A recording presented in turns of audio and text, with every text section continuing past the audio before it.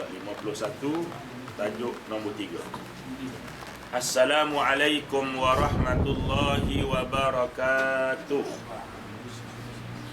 Alhamdulillahi rabbil alamin wal aqibatu lil muttaqin wala udwana illa 'alal zalimin.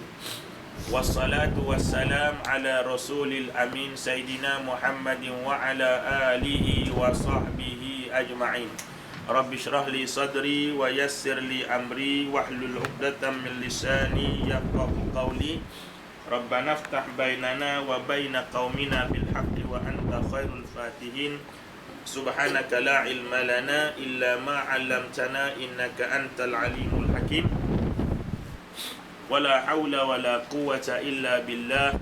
Wala haula wala quwwata illa billah. Wala haula wala quwwata illa billah. Amma ba'd. Tuan rumah sekeluarga, tuan-tuan, puan-puan, saudara-saudari yang adik yang dirahmati oleh Allah Subhanahu wa taala sekalian. Mari sama-sama kita membanyakkan ucapan alhamdulillah. Pertamanya kerana Allah Subhanahu wa taala masih lagi mengekalkan nikmat iman dan Islam yang ada pada kita. Maka mudah-mudahan bila kita mensyukuri nikmat iman Islam ini, maka Allah akan tambah lagi iman kita. Sebab amalan kita ni dia takkan bertambah tanpa bertambahnya iman. Jadi amalan kita bertambah dengan bertambahnya iman. Jadi bila Allah tambah iman, maka amalan kita insya-Allah akan tambah. Tapi kalau Allah Ta'ala kurangkan iman kita, maka automatik amalan kita juga akan jadi kurang. Jadi nak boleh tambah iman ini, maka antara caranya ialah mensyukuri nikmat iman dengan melaksanakan tuntutan kepada iman, mensyukuri nikmat Islam dengan melaksanakan tuntutan Islam. Yang kedua, alhamdulillah kita ucapkan juga kerana Allah masih lagi mengekalkan nikmat yang dia bagi pagi tadi. Pagi tadi kita boleh tengok, sekarang petang ni pun kita boleh tengok lagi. Allah tak tarik mata lagi. Pagi tadi Allah masih lagi izinkan kita dengar, petang ni kita masih lagi boleh dengar. Dia tak bagi pekakkan kita. Jadi mudah-mudahan dengan kita sebut ataupun bersyukur dengan pengekalan nikmat ini, Allah akan kekalkan nikmat anggota kita, dan lebih utama anggota itu boleh kita guna untuk pengabdian kepada Allah Ta'ala. Kita masih lagi membicarakan tentang saya mestilah Muslim dari sudut akhlak. Yang ini setiap daripada kita mesti ada usaha untuk nak jadikan perangai kita, akhlak kita ini benar-benar sebagaimana yang dikehendaki oleh Islam. Tak? Walaupun di sana manusia tak lepas daripada buat salah, tetapi usaha itu mesti ada. Kalaupun kita tersalah, maka di sana Allah bagi pintu keluar untuk kita bertaubat pada Allah. Yang ketiga ialah memelihara lidah dia kata. Seseorang Muslim mestilah memelihara lidahnya dari menuturkan kata-kata yang tidak berfaedah. Sama sekali orang Islam ni, dia tak cakap ataupun dia tidak berkata-kata terhadap perkara yang tidak ada faedah. Apa makna perkataan yang tidak ada faedah? Makna perkataan yang tidak ada faedah ni ialah sama ada faedah tu untuk orang yang mendengar, untuk orang yang bercakap, dan juga tak beri faedah untuk hari akhirat. Tu makna tak faedah. Mana? Yang lebih malang lagi, yang lebih teruk lagi tak faedah tadi, bila ucapan tadi bawa pula kepada dosa. Tu lagi tak ada faedah sekabut. Perbualan-perbualan yang buruk dan kotor. Ni pun kita tak boleh nak sembang. Percakapan kosong, mengumpat keji dan mengadu domba menyebabkan berbalah sesama orang. Jadi kalau boleh lah. Imam Nawawi rahimahullahu ta'ala mengatakan, ketahuilah seseorang mukallaf itu sewajarnya menjaga lidahnya dari sebarang percakapan kecuali percakapan yang menghasilkan kebaikan. Kata Imam Ghazali, setiap orang yang mukallaf. Mukallaf ni apa? Mukallaf ni ialah mereka yang telah dipertanggungjawabkan. Itu nama dia mukallaf. Mu'allaf orang masuk Islam. Jadi dia tidak kata ketahuilah seorang mu'allaf. Dia tak kata gitu. Dia kata mukallaf. Mukallaf ni ialah mereka yang telah ada tanggungjawab. Budak-budak tak ada tanggungjawab lagi. Kita ni ada tanggungjawab dah. Tanggungjawab di sini makna perbuatan kita diambil kira oleh Allah Ta'ala. Itu mukallaf dia bagi. Ya, kita ni mukallaf belaka ya. Ya, mukallaf dan mu'allaf belaka. Jadi sewajarnya menjaga lidah dari sebarang perkataan melainkan yang bawa kepada hasil kebaikan. Kebaikan apa? Kebaikan di sini maknanya yang mendatangkan pahala. Itu dia. Makna kebaikan ini ialah yang mendatangkan pahala. Itu saja ya. Jadi yang ucapan yang mendatangkan pahala ialah ucapan yang mendatangkan kebaikan. Sama ada kepada diri dia sendiri ataupun kepada orang yang dia bercakap. Bila beri kebaikan, itu maknanya percakapan yang beri hasil. Apabila bercakap dan berdiam diri adalah sama sahaja, hasilnya maka mengikut sunnahnya adalah lebih baik berdiam diri kerana percakapan yang diharuskan mungkin membawa kepada yang haram dan makruh. Tapi kalau diam dengan bercakap tu, dia punya label dia sama. Kita bercakap pun macam tu, tak bercakap macam tu, elok tak bercakap. Maknanya Islam ni dia tak bagi banyak cakap. Bercakap sekadar perkara yang perlu saja. Kalau berlaku dua pertembungan, bercakap pun sama, tak cakap pun sama, maka tak payah cakap lebih baik. Sebab percakapan tadi ni, walaupun dia percakapan tadi ni dia berkebaikan, tapi kalau banyak sangat pun akhir jadi lara, tak ada. Jadi diam adalah lebih selamat ya. Itu dia. Kejadian demikian telah banyak berlaku, tetapi kebaikannya adalah jarang. Jadi kalau bercakap dengan diam tadi sama, kita pilih nak bercakap, kita bimbang dengan bercakap tu, dia akan jadi kepada benda lain. Jadi lebih baik kita diam kalau kedudukannya sama. Dia berbeza. Kalau bercakap itu lebih baik pada diam, maka kita kena bercakap. Tapi kalau bercakap dengan diam tu hasil dia sama, diamlah. Gitu maksudnya. Sebenarnya banyak dari hadis Rasulullah SAW menerangkan keburukan dan bencana lidah ke atas yang mempunyai diri. Banyak hadis-hadis Nabi yang menceritakan tentang keburukan lidah ni. Sebab itulah Imam Ghazali dia pernah tanya ke anak murid dia. Dia kata banyak-banyak perkara, apakah perkara yang benda yang paling tajam sekali? Dia tanya. Maka anak murid dia jawab, pedang lah, tombak lah, masa tu lah kan. Anak panah, macam-macam. Dia kata jawapan kamu tu betul, dia kata. Tapi yang lebih betul, yang lebih tajam adalah lidah. Dia. Sebab itulah kalau senjata kena tubuh kita, luka ya. Tapi luka di tangan nampak parutnya ya. Luka di hati siapa yang tahu. Dia buat. Luka hati ni ialah sebab lidah. Tapi luka parut ni kita boleh hilang. Tapi kalau luka hati dengan sebab berasa hati dengan lidah orang cakap, maka kadang-kadang berpanjangan. Ya, maknanya. Macam Imam Ghazali tanya lagi, apakah benda yang paling jauh? Dia tanya. Anak murid dia jawab, matahari, bulan, alien, macam-macam. Ya, macam-macam dia cakap. Imam Ghazali kata jawapan kamu betul lah ke? Memang matahari pun jauh juga, dia kata, tak? Tapi yang lebih jauh ialah masa yang telah berlalu. Matahari jauh-jauh pun orang boleh pergi. Bulan jauh-jauh pun orang boleh pergi. Bintang jauh-jauh pun orang boleh pergi. Tapi masa yang lalu, kalau dah berlepas, tak mungkin akan berlalu. Sebab benda itulah Imam Ghazali kata, benda yang paling jauh. Ada teka-teki dia lah. Kita teka-teki ngamuknya. Ada? Dia teka-teki dia menginsafkan. Macam Nabi teka-teki dia. Itu ada teka-teki dia. Baik. Wa hal yakubbun nasa fin nari ala ujuhihim illa hasaidu alsinatihim. Tidaklah dihumbankan muka manusia ke dalam neraka itu sebagai hasil tuaian jelek lidahnya. Hadis riwayat At-Tirmizi. Nabi sebutlah satu hadis, tidaklah manusia itu dihumban ke neraka melainkan kerana buruknya percakapan dia. Buruknya percakapan dia. Sebab itu memanglah. Sebab itulah ulama' duk pesan, bila kita bercakap, ambil kira orang yang mendengar, bukan ikut sedap hati kita nak cakap. Bila nak cakap, kena ambil kira orang yang mendengar, bukan kita sedap cakap je. Ni memang sedap cakap, memang tak? Tapi kita ambil kira orang yang mendengarnya tu. Baik.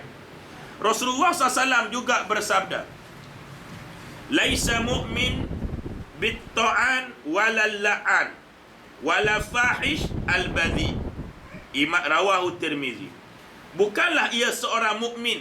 Makna bukanlah orang mukmin yang sempurna, maknanya ia suka menuduh, suka melaknat dan bercakap kotor dan keji. Nabi kata dia tu bukan orang mukmin yang sebenar. Kalau dalam diri dia ada perangai pertama, dia suka tuduh. Tuduh ni maknanya tak ada bukti. Tu makna tuduh. Ya.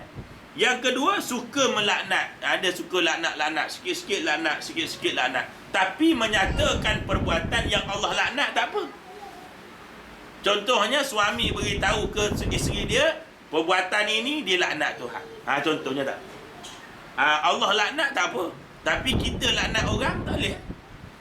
Tidak boleh melaknat orang. Dan bercakap kotor dan keji juga tidak boleh. Ya. Dia tidak boleh. Sabdanya lagi, sesiapa yang banyak bercakap, banyaklah kesalahan. Nabi pun sebut gitu. Ada banyak cakap, banyak salah. Tu dia. Siapa yang banyak kesalahan, banyak dosa. Ya. Dan siapa yang banyak dosa, apa lagi? Api neraka lah yang paling layak baginya. Senang ni Nabi sebut. Banyak cakap, banyak salah. Banyak salah, banyak dosa neraka.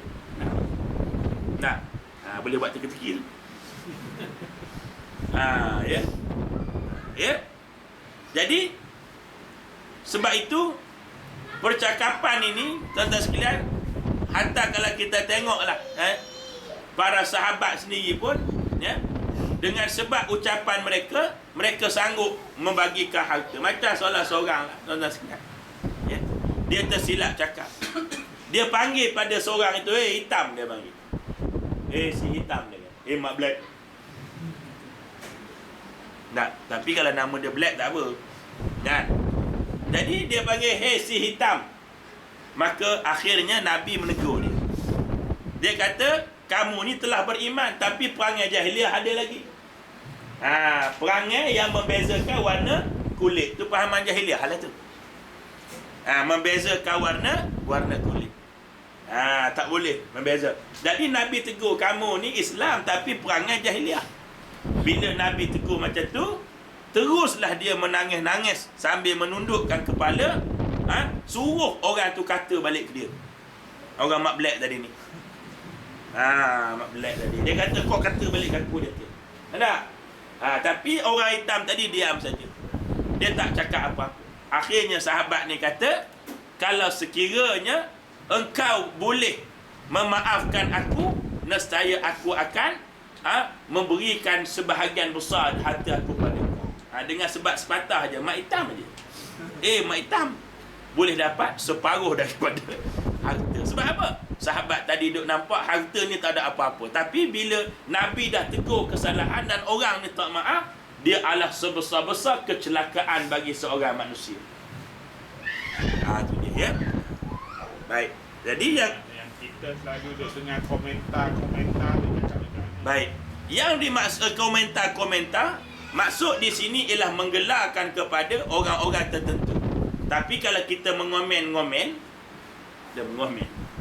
boleh lah, ya. Memelayukan Inggeris. Dia selama ini kita menginggeriskan Melayu.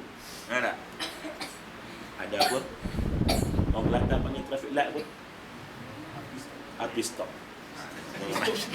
Habis stop. Dia mau ke depan sikit ada habis stop. Makna tu api bagi suruh berhenti traffic light tu. Baik. Jadi komentar-komentar yang bersifat umum maka tidak salah. Kita komen secara orang panggil secara umum tidak ada masalah. Kita komen. Ya, masalah. Ataupun kita bercakap menyatakan tentang kelemahan-kelemahan, keburukan seorang tertentu dengan sebab untuk menyelamatkan orang lain daripada kejahatannya, juga dia tidak dianggap sebagai mengeji. Sebab kalau kita buka dalam Ihya Ulumuddin, ada 7 tempat yang Imam Ghazali kata kita ni kena mengata ke orang. Kena kata ke orang. Kalau tak kata, silap hari bulan. Kalau hari bulan betul tak apa. Kalau silap hari bulan, maka dia boleh datang dosa. Orang yang tak kata tadi boleh. Contohnya dia telah mengetahui tentang kejahatan orang tadi ni. Dia ni memang jahat lah. Maka seorang kawan kita datang, maka kita buat diam. Kita tahu dah dia jahat tu, maka kita tak beritahu. Contohnya lah, kita ambil contoh. Kita tahu dah budak ni asal dia pinjam duit tak bayar. Mari kawan kita, dia kata, orang tu, kau pergi mana ni? Dia kata nak jumpa si Polan, nak bagi dia hutang. Kemarin dia rayu-rayu minta. Kita tahu dah sejarah turun-temurun dia. Dia memang susah nak bayar hutang. Maka kita wajib beritahu, kau jaga-jaga, dia tu susah bayar hutang. Itu tidak dianggap sebagai mengeji dia, sebab nak menyelamatkan orang tadi daripada menjadi mangsa seterusnya.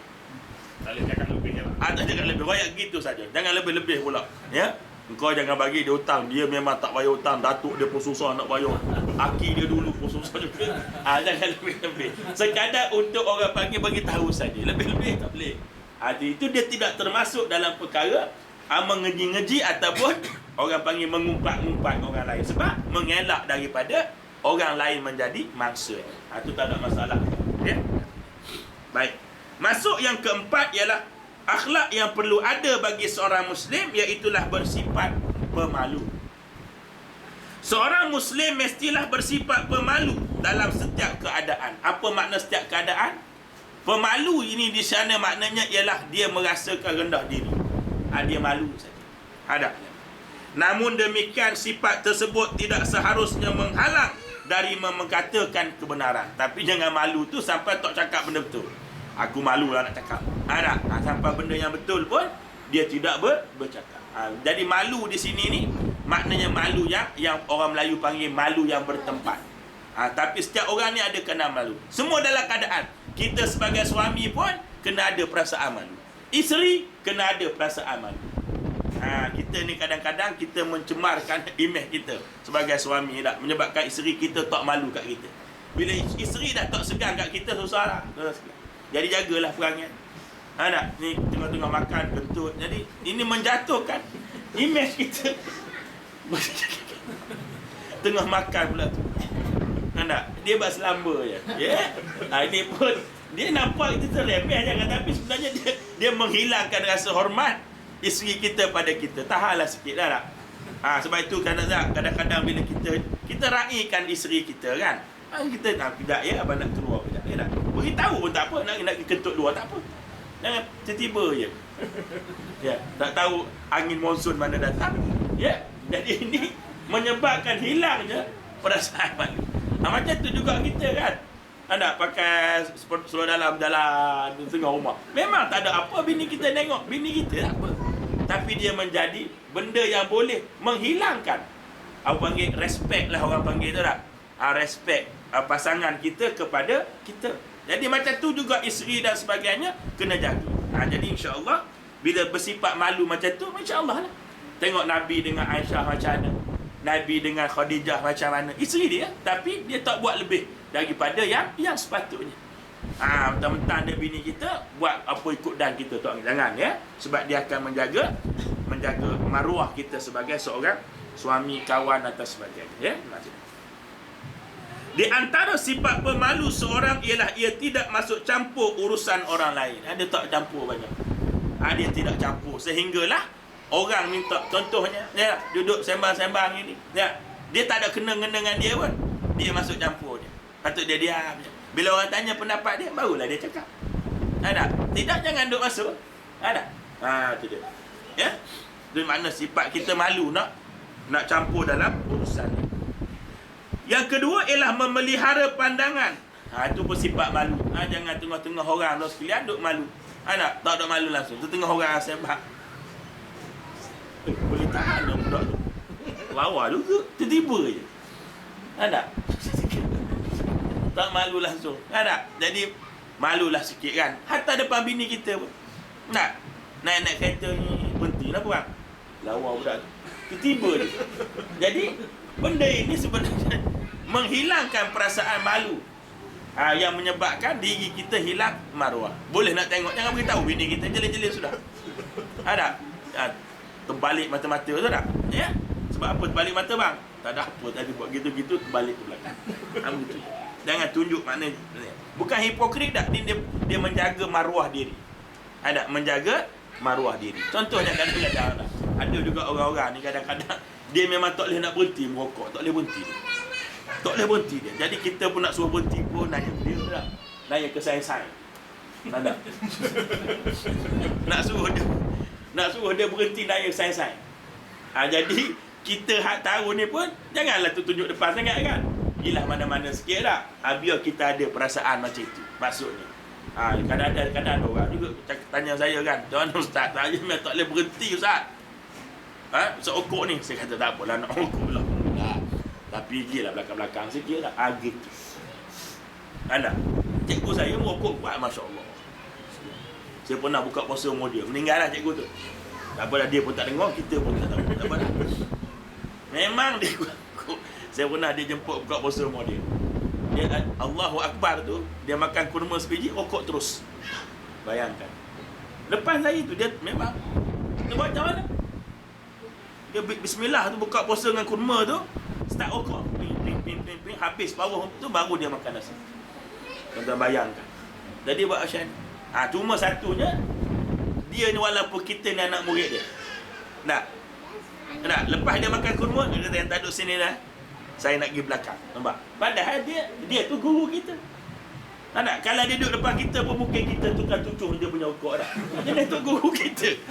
Tapi tak, dia tidak begitu. Dia kata yang duduk sini, dia kata, "Kamu duduk sini mentah, aku nak tubik luar." Kita tahu dah. Tahu dah. Tapi maknanya kita akan respect ke dia. Walaupun dia buat benda yang kita tak suka. Tapi kerana sifat malu dia tadi ni, menyebabkan kita akan respect ke dia. Walaupun kita tahu dia merokok. Itu maksudnya tadi ya. Macam itulah dalam perkara-perkara yang lain ya. Baik. Merendah diri. Merendah diri ni maknanya dia tidak, orang panggil apa? Sebab itu ya, untuk menjadi kawan yang baik kan kita tengok ya. Kenapa ada orang ni, orang suka sangat kawan ni.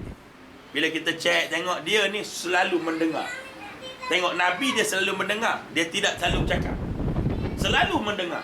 Dia bercakap bila dia perlu saja. Saya pernah cerita kat sini kan. Satu hari Nabi balik. Malam dah Nabi balik.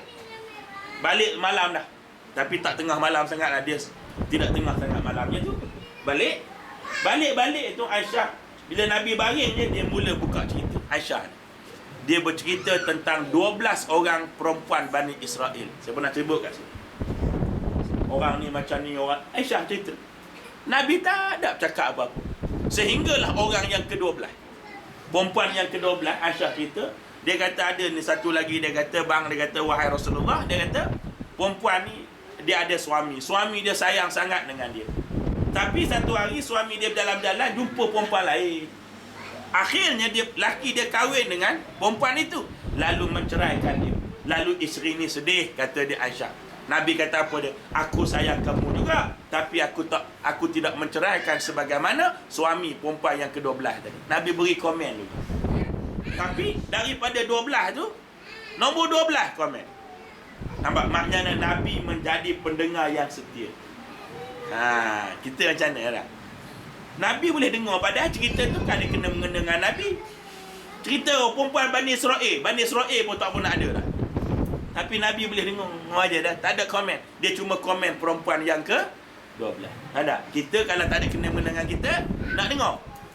Sorry lah. Balik-balik bini kita cerita, "Awak boleh simpan besok dah." Simpan besok. Sebab tak ada kena mendengar kita. Tapi Nabi ni padahal orang suka ke dia. Sebab dia memang, kalau kita tengok orang suka kan, orang yang disukai oleh orang ni adalah orang yang selalu mendengar. Dia dengar, dia suka dengar. Maka orang ramai akan berjumpa dengan dia. Kenapa? Manusia ni dia suka meluahkan apa yang dia rasa, dan dia tak suka orang komen apa yang dia cakap. Dia tengok. Jadi makna Nabi ni jadi suka orang yang suka mendengar. Dengar jadi kita ya. Tapi kalau kita dengar pun tak komen pun masalah juga ya. Bini kita cerita, "Awak ni diam daripada tadi." Ni pun susah dengan manusia ni. Tak bercakap pun dia marah. Kita komen pun marah. Memang susah lah ya. Sebagaimana susahnya isteri menjaga kita. Itu dah makcik ya. Nak jaga suami ni memang susah kan?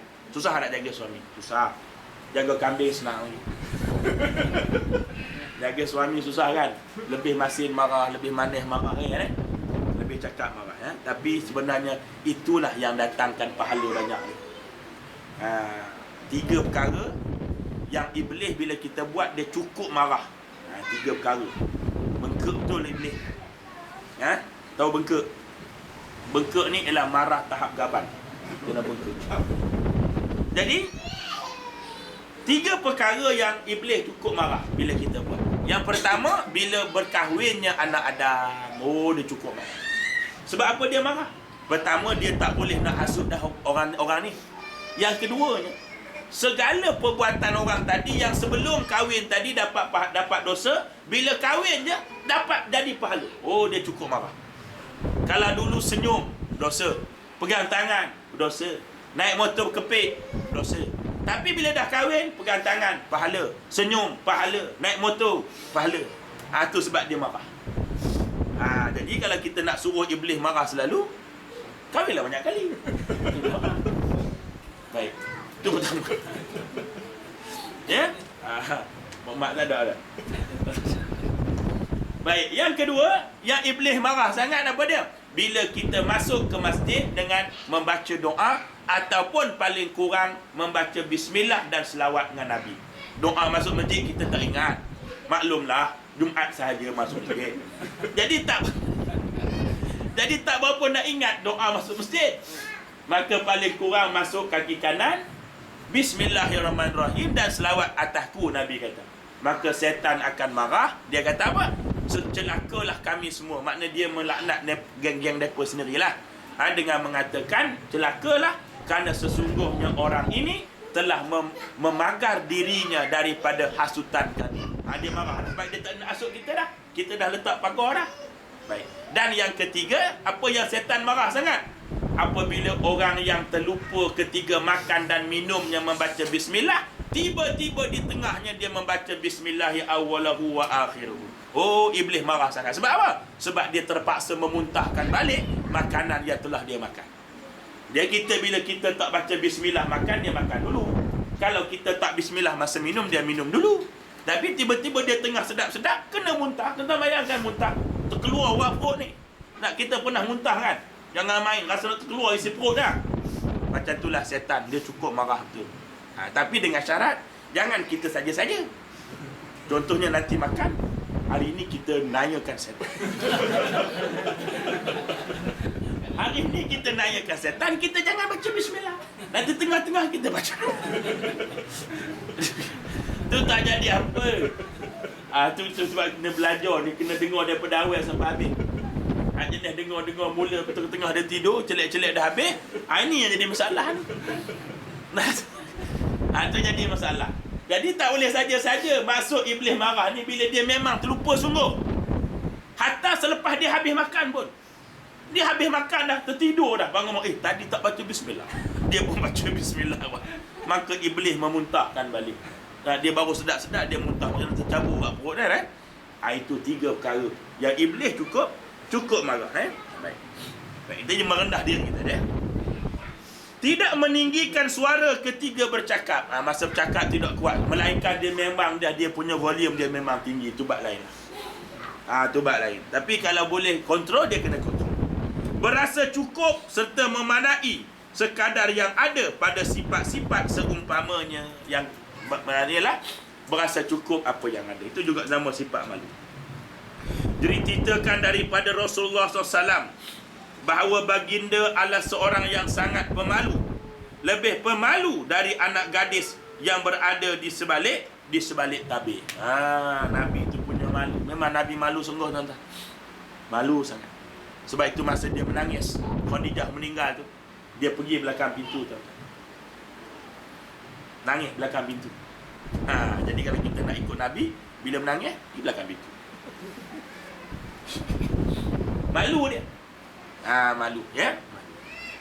Baik, Nabi yang malu. Yang kedua, siapakah yang lebih pemalu? Ialah mayat. Mayat juga malu, Nabi kata. Mayat tu lebih malu daripada orang yang hidup. Sebab tu bila kita nak menyelenggarakan jenazah, pastikan aurat yang tidak terbuka. Dia malu sangat. tapi dia tak boleh nak cakap. Dia diam saja, tapi dia malu. Kalau dia cakap, berat. Ya? Kita pula malu ke dia. Jadi, maknanya malat. Mayat ni, Nabi kata dia lebih pemalu daripada anak gadis sunti. Malu sangat. Ni anak gadis sunti dululah. Anak gadis sunti sekarang dia kurang malu sikit. Kita yang anak teruna sunta ni yang pemalu. Kadang-kadang kita seorang kan, dia orang 4-5 orang kan, dia pula usik kita. Jangan main. Saya selalu pergi belakang apa lorong haji type tu. Tak elok penuh kan kita haji type pula jahat ya. Situ kan ada bapa-bapa situ. Saya pernah balik meeting lalu waktu pukul 12 kan. Ada grup-grup dia. Kita akan sorban pakai apa kan. Ada pip. Lepas tu dia nganji kita pula. Dia nganji. Kawan dia nganji kita. Dia kata, jangan usik tu Pak Haji dia cakap. Jadi dia Pak Haji dah bagus. Dia nganji kita. Dia buat dia gitu. Dia nganji kita. Kan? Tapi dia okey. Tak ganggu kita. Dia terima gitu-gitu ya. Kita bagi salam, jawab lah tu. Tanya dia dah makan. Dia tanya dah. Dia cakap. Buat macam mana itu perangai dia. Kenapa tak? Kita nak ceramah lebih-lebih kan. Orang kata tak apa sihat pun. Jadi kita jalinkan hubungan yang baik dengan dia. Pergi salam ke dia, tanya dah makan ke belum. Kita pun tak buat makan pun ke dia. Tanya dah makan ke belum, itu je lah. Kalau dia kata tak pun, kita tak belanja pun. Orang panggil manis mulut pun. Jadi ada 2-3 orang tu nampak gayanya dah kenal saya dah 2-3 orang. Bagus budak sebenarnya. Bila saya kawan-kawan dengan mereka ni memang dia orang ni asalnya memang orang baik sebenarnya. Tapi buat macam mana ya, tak terdedah dengan ilmu, tak terdedah dengan apa, dah bergelumang dengan alam macam tu. Jadi kita nak ambil tu susah. Tapi paling bila tidak pun, bila kita berkawan tu dia agak sukalah ya. Gitu, ya. Dia agak suka, tapi dia buat macam mana? Kita nak bagi lebih-lebih pun kita pun tak ada. Ya. Tapi paling tidak pun dia dah menampakkan keinginan dia yang kita mudahan, kita doa mudah-mudahan Allah Ta'ala akan membuka hidayah pada mereka. Rasulullah SAW bersabda, iman itu mempunyai 70 cabang. Iman ni banyak cabang, dia 70 atau 60 cabang. Maka yang paling utama ialah ucapan la ilaha illallah, dan yang paling rendah ialah menyingkirkan duri dari jalan. Dan sifat malu itu adalah satu cabang dari iman. Sebab itulah ya, manusia ni benteng yang boleh menjaga dia ada 2. Satu iman, satu lagi malu. Ini manusia. Orang Islam, dia terbenteng daripada buat benda tak senonoh kalau ada iman. Kalau ada iman ya. Orang kafir dia iman tak ada. Tapi yang boleh menyekat dia buat benda tak senonoh ialah malu. Sebab itu Nabi kata, kalau kamu tak malu, kamu akan buat apa yang kamu suka. Fa illam tastahi fasna' ma syi'ta. Kalau kamu tak malu, maka buatlah apa yang kamu suka.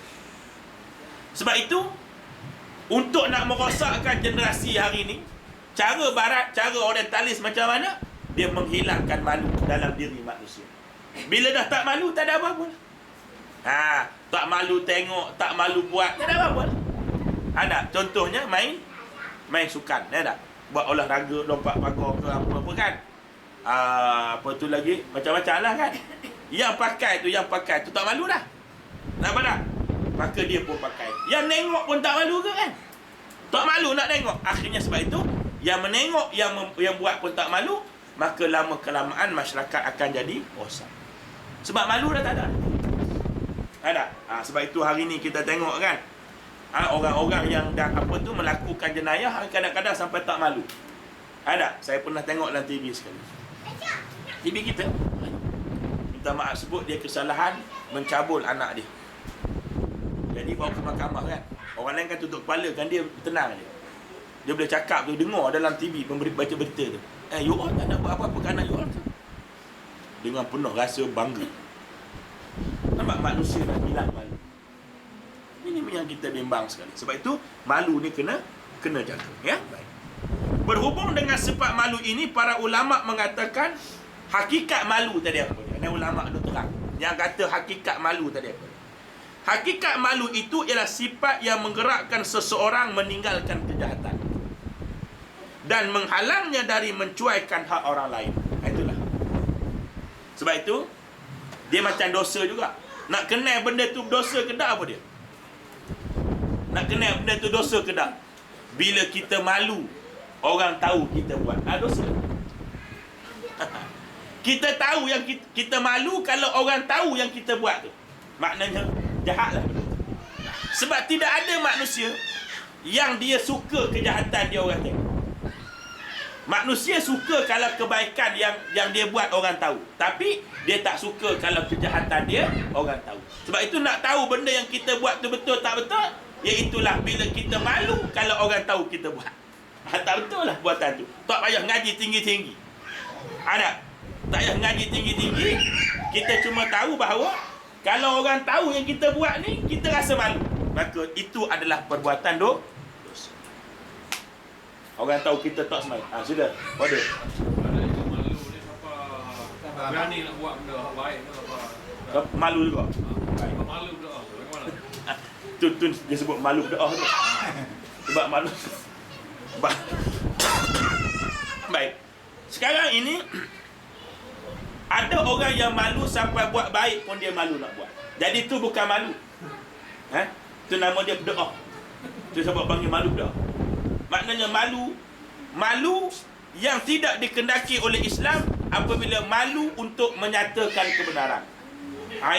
Ini memang malu yang Islam tak. Nabi kata malu yang tidak betul ialah malu menyatakan kebenaran. Malu nak menyatakan kebenaran. Ada, dia malu nak cakap benda betul. Ini malu. Ini bukan malu tetapi dia dianggap sebagai bersekongkol dengan kejahatan. Kita tahu dah benda tu tak betul, maka kita pun tak cakap. Ada. Masalah nak cakap macam mana tu bab lain. Cakap depan ke, kalau kita rasa boleh cakap depan, kita cakap depan. Kalau tak boleh, kita cakap alik belakang. Sama-sama kita. Jadi tetapi malu nak cakap benda yang sahih, itu dianggap sebagai tidak malu, tapi tersilap mungkin akan menjadi bersekongkol dengan kejahatan. Ya. Bersifat lemah lembut dan sabar. Ini sifat-sifat lain. Di antara sifat yang paling ketara yang wajib tertanam dalam diri seorang Muslim ialah sifat sabar dan berlemah lembut, kerana kerja untuk Islam akan berhadapan dengan perkara yang tidak menyenangkan. Malah jalan dakwah sememangnya penuh dengan kepayahan, penyeksaan, penindasan, tuduhan, ejekan, persendakan yang memalukan. Dia kata sifat yang akhlak yang perlu ada dalam kita ialah pertama, bersabar dan berlemah lembut. Sebab apa kena sabar? Sebab apa kena sabar? Sebab memang setiap perkara nak baik ni dia ada cabaran. Sebab itu Allah Ta'ala sebut dalam Quran, wa ja'alna likulli nabiyyi aduwa. Kami jadikan pada setiap nabi itu ada musuh. Maknanya dirujuk kepada kerja nabi ni ada orang buat baik. Maka orang nak buat baik ni dia ada musuh. Maka setiap kebaikan akan ada musuh. Sebab itu diri kita ni kena ada sabar. Baik. Apa makna sabar? Imam Ghazali dalam kitab Ikhya dia sebut, ringkas dia bagi takrif sabar. Sabar ni ialah bila dia tak dapat benda yang dia nak, dia tidak merungut. Dan bila benda yang dia suka hilang, dia tidak terlalu sedih. Sabar. Senang je, sabar senang. Benda yang kita sayang hilang, kita tidak terlalu sedih. Sedih-sedih standard begitulah. Dan bila benda yang kita nak tak dapat, dia tidak merungut. Itu sabar. Sabar. Dan sabar itu disukat pada awal kejadian, bukan setelah kejadian. Contohnya, anak kita mati. Nak tengok sabar tak sabar hari mula-mula mati. Bukan dah 3 bulan. 3 bulan tu dah confirm sabar dah. Yang nak sukat sabar tu masa mula-mula tu. Keluar-keluar masjid, selipar hilang. Kelak pula tu. Beli kat Jumbo Sale dekat UK. $1, £1. Ya, balik Malaysia. Keluar masjid, hilang selipar. Masa tu kalau dia boleh bertenang, tu nama sabar. Tapi kalau dah 3 minggu lepas tu, saya sabar je masa tu. Itu tidak sabar. Itu maknanya sudah tidak ada apa. Apa tu makna tak ambil selipar yang lain pula.